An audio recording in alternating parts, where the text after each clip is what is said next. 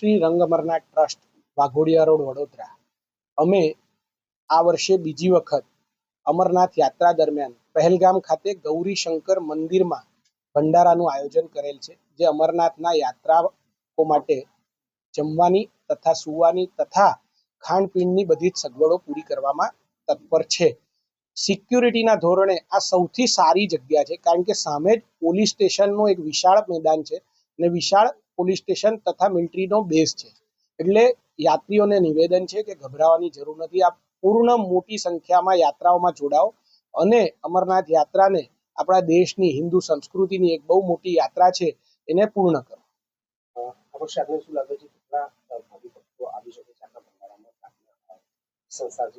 અમને જે પ્રમાણે અંદાજો છે એ પ્રમાણે રોજના 7,000 થી 8,000 યાત્રીઓને અમે ત્યાં એમની લાગતી વસ્તુઓ પૂર્ણ કરી શકીશું. સવારથી લઈને રાત સુધીના ભોજનમાં તથા વચ્ચેના ગાળામાં ચા નાસ્તાને પૂર્ણ કરી શકીશું. યાત્રામાં તો એવરેજ રોજ ઘણા બધા લોકો આવશે. યાત્રા પહેલગામથી કે બાલતાલથી બંને બાજુથી થાય છે, તો સરકારનો કે અમારો અનુમાન છે કે આ વર્ષે એવરેજ 5 લાખથી વધુ લોકો યાત્રા કરશે. કઈ સંસ્થાઓ આપને મદદ કરવાની છે?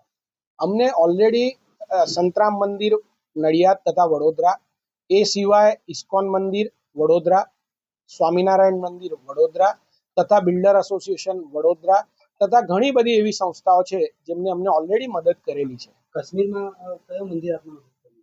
કાશ્મીરમાં અમને જગ્યા પૂર્ણ કરી છે. ત્યાંના ધર્મા ટ્રસ્ટ, એટલે ત્યાંના જમ્મુ કાશ્મીરના રાજા કરણસિંહનું જે ટ્રસ્ટ છે, એમના પોતાના ટ્રસ્ટના મંદિર છે ગૌરી શંકર મંદિર, જ્યાંથી યાત્રાનો શુભારંભ થાય છે.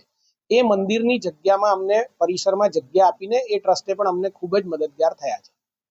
સામાન ક્યારે નીકળશે કાશ્મીર જવા માટે? અમારા ત્યાંથી ટ્રક દ્વારા જે સામાન મોકલવામાં આવવાનું છે એ અમે આવતીકાલે સવારે અહીંથી 12 વાગે રવાના કરવાના છીએ.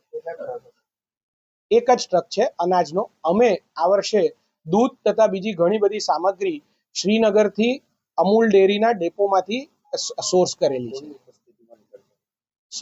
કાલે વડોદરાના જે મેમ્બર ઓફ પાર્લામેન્ટ છે ડોક્ટર હિમાંગ જોશી તથા સંતગણ, એટલે નિત્યાનંદ સ્વામી, સ્વામિનારાયણ સંપ્રદાયના સંતગણો તથા બીજા સંતગણોના આશીર્વાદથી અમે આ ટ્રસ્ટનું આગળ નિર્માણ કરીશું. મોટી સંખ્યામાં ત્યાં ભક્તો આવશે, સુરક્ષા એજન્સીઓ આપણી સાથે રહેવાની છે.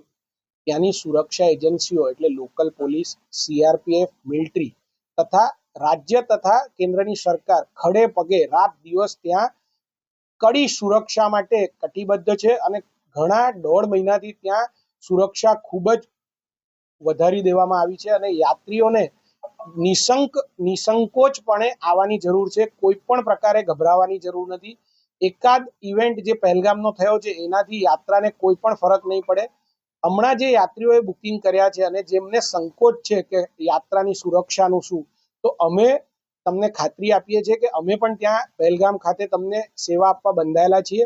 અમે આ આપણું ઇન્ટરવ્યુ છે એ દરમિયાન જ અમે તમને એક ટોલ ફ્રી નંબર જાહેર કરીને આપીએ છીએ. વડોદરા, ગુજરાતથી કોઈ પણ યાત્રી જાય છે અને એને કોઈ પણ મદદની જરૂર પડે છે, ખોવાય છે કે ગમે તે વસ્તુની જરૂર પડે છે, તો એ ટોલ ફ્રી નંબર પર કોલ કરી શકે છે અને એમને અમે વડોદરા બેસેલા એમના ઘરના લોકો કે જે કોઈ હશે એમને બધી જ માહિતી યાત્રીને શોધી આપવાથી લઈને પાછી મોકલવાની અમે કરી આપીએ.